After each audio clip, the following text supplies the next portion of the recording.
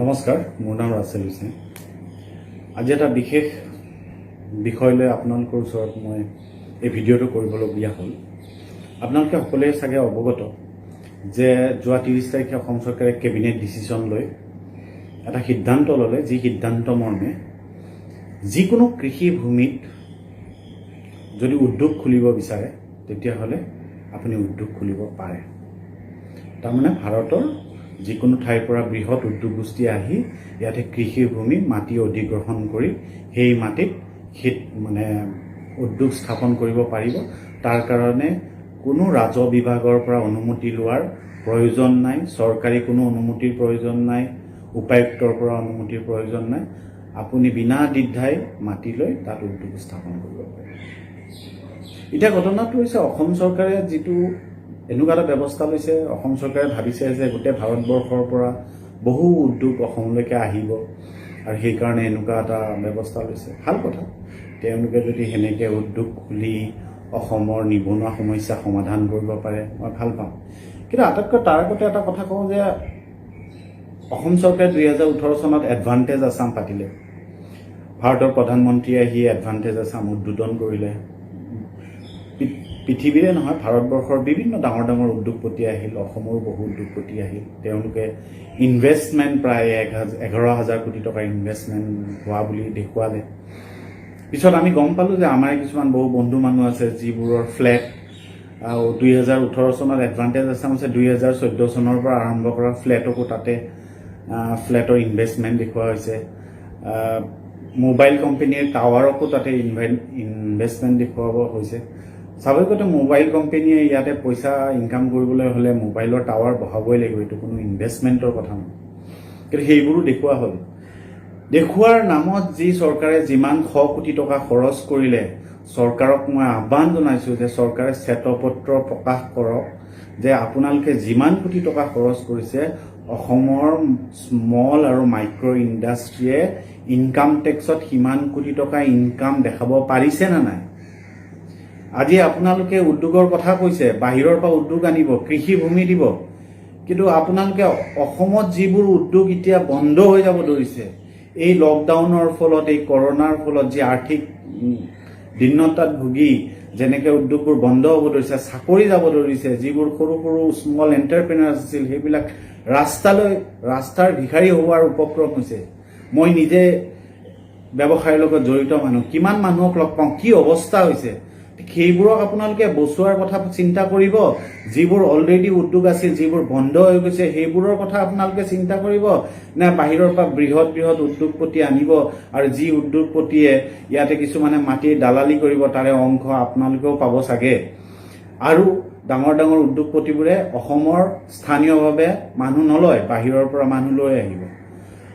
এতিয়া ঘটনাটো হৈছে যে আপোনালোকে এখন শ্বেতপত্ৰ প্ৰকাশ কৰক যে বিগত 2018 চনৰ পৰা এতিয়ালৈকে কিমান উদ্যোগ বন্ধ হৈ গ'ল। আৰু যদি আপোনালোকে শ্বেতপত্ৰ প্ৰকাশ কৰিব নোৱাৰে, মই হিচাপ দিম পৰৱৰ্তী সময়ত।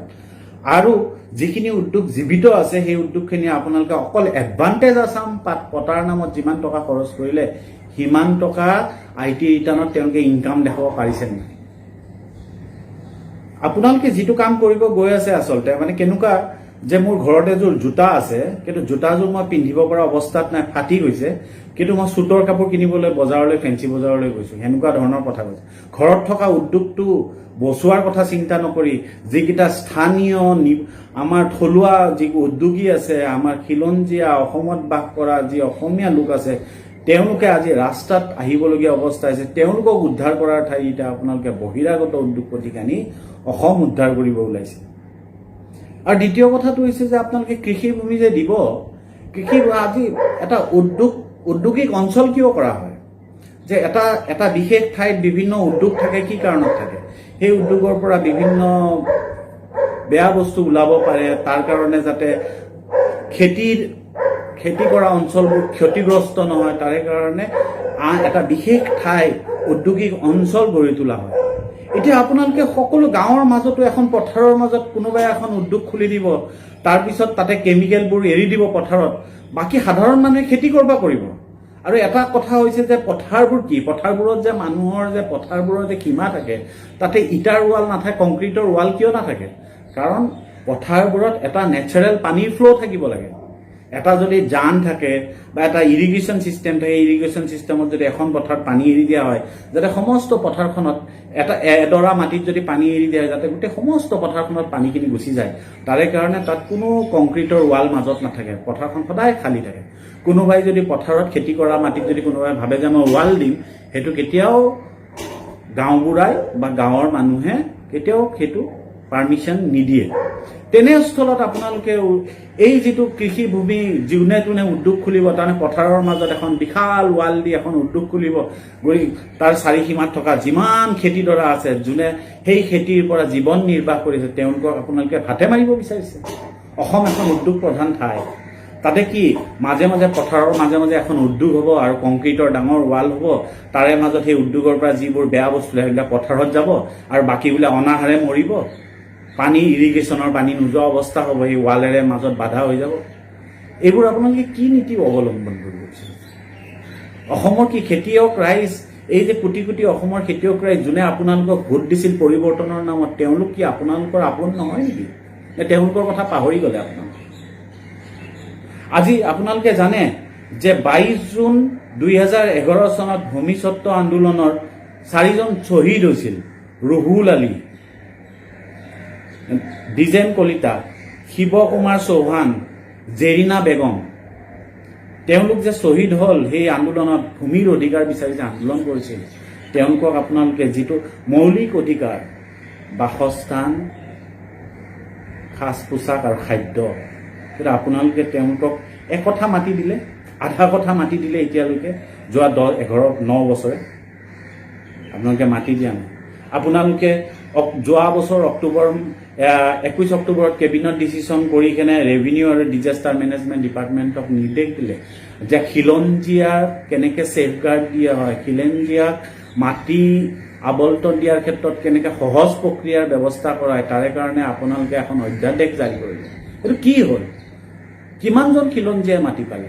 আজি যে গৰাখহনীয়া হ'ব ধৰিছে, আজি যে ব্ৰহ্মপুত্ৰত যে লাখ লাখ হেক্টৰ মাটি যে উটি গৈছে, যিবোৰ মানুহৰ যে গৃহহাৰা হৈ গ'ল, তেওঁলোকৰ আপোনালোকে কিবা ব্যৱস্থা কৰিছে? আপোনালোকে 2016ৰ পৰা হিচাপ দিয়ক, কিমান লাখ হেক্টৰ মাটি ওলাই গৈছে। যদি আপোনালোকে হিচাপ দিব নোৱাৰে, আমি আপোনালোকক হিচাপ দিম। মানুহ যে কিমান গৃহহীন হৈছে, সেইবোৰ মানুহক আপোনালোকে দিলে, মাটি দিলে। আপোনালোকে এক কথা মাটি দিলে ঘৰ বনাবৰ কাৰণে, খেতিৰ কথা মই বাদে দিলোঁ। ভাল লাগিছে আপোনালোকে পদ্ম হাজৰিকাক 1000 বিঘা মাটি দিছে, ভাল কথা। পদ্ম হাজৰিকাই এটা মডেল তৈয়াৰ কৰিছে, কিন্তু পদ্ম হাজৰিকাই যেনেকৈ মডেল তৈয়াৰ কৰিছে 1000 মাটিত খেতি কৰিব, ঠিক তেনেকৈ পেটৰ কাৰণে একঠা মাটি বিচৰা মানুহ অসমত কিমান লাখ আছে আপোনালোকে জানে? প্ৰথম তেওঁলোকক আপোনালোকে মাটি দি ল'ব লাগিছিল নে নাই? যি মাটি একঠা মাটিত খেতি কৰি তেওঁলোকে দুসাঁজ দুবেলা ভাত যোগাৰ কৰিলে হয়। আপোনালোকৰ কথাটো হৈছে ডাঙৰ ডাঙৰ গোষ্ঠী, যদি কোনোবা ৰাজনীতিবিদে যদি খেতি কৰিব খোজে, সেইটোক আপোনালোকে গ্লৰিফাই কৰি তেওঁক 1000 বিঘা 2000 বিঘাই দিব। অসম চাহ উদ্যোগ নিগমৰ যিমান ডাঙৰ ডাঙৰ টি গাৰ্ডেন আছিল, চাহ বাগান আছিল, সেইবোৰ আপোনালোকে গুজৰাটীক দিলে। আজি অসমত যিমান চাহ উৎপাদন হয়, তাৰ আধাতকৈ বেছি গুজৰাটী ব্যৱসায়ৰ হাতলৈ গ'ল। আজি সেই গুজৰাটী ব্যৱসায়ীবিলাকে আমাৰ চাহ শ্ৰমিকবিলাকক তেওঁলোকে দিন হাজিৰা, যিটো দিনে দিনে পইচা পায়, দিন হাজিৰা পায়, তাত ব্লেকমেইলিং কৰিব ধৰিছে।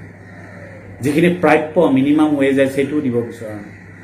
তেনেস্থলত আপোনালোকে যিবোৰ পদক্ষেপ লৈছে, এইবোৰ কথা মই কথা কৈছোঁ, অসমৰ যিবোৰ স্থানীয় উদ্যোগ আছে সেইবিলাক বোলে একেবাৰে ফুলি ফালি গৈছে, বিৰাট ভাল হৈছে। তেতিয়াহ'লে আপোনালোকে বাহিৰৰ পৰা অসমৰ যিমান যোনে উদ্যোগ খুলিব বিচাৰে, স্থানীয় যুৱকসকল সকলোৰে শেষ। অসমত আৰু স্থানীয় যুৱক নাই, এতিয়া বাহিৰৰ পৰা আনিব লাগে। তেতিয়াহ'লে মই ঠিক আছে আপোনালোকে এই সিদ্ধান্তক, তেতিয়াও মই কৃষি ভূমিৰ কথা পথাৰৰ মাজত মই নকওঁ, কিন্তু ডাঙৰ ডাঙৰ উদ্যোগ পাম খোলক, খুলি তাতে মাটি এলটমেণ্ট কৰক, তাত ক'বলগীয়া একো নাই। কিন্তু যি স্থানীয় উদ্যোগপতিবোৰ আছিল, যি স্থানীয় এণ্টাৰপ্ৰেনাৰ্ছবোৰ আছিল, সেইবোৰ শেষ হৈ গ'ল। এই কৰোণা লকডাউনৰ পিছত শেষ হৈ গ'ল। আপোনালোকে বেংকত এটকাও দিব নোৱাৰিলে। 20,000 কোটি টকাৰ পেকেজৰ কথা দিল্লীয়ে ক'লে, এই পেকেজৰ নামত সেয়া লোন। কোনে লোন ল'ব? এই বিপদত লোনৰ পইচা ক'ত ক'ৰ পৰা দিব?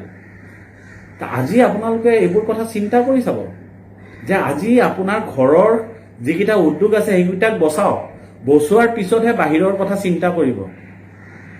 আৰু এই যে খেতি মাটি কোনো পাৰ্মিশ্যন নোহোৱাকৈ ৰাজহ বিভাগৰ কোনো পাৰ্মিশ্যন নোহোৱাকৈ যে এনেকৈ খেতি মাটিৰ উদ্যোগ খুলিব পাৰিব, পথাৰৰ মাজত উদ্যোগ খুলিব, তাৰ ফলত আপোনালোকে এটা কথা চাব যে লাখ লাখ কোটি কোটি খেতিয়কৰ খেতি শেষ হৈ যাব।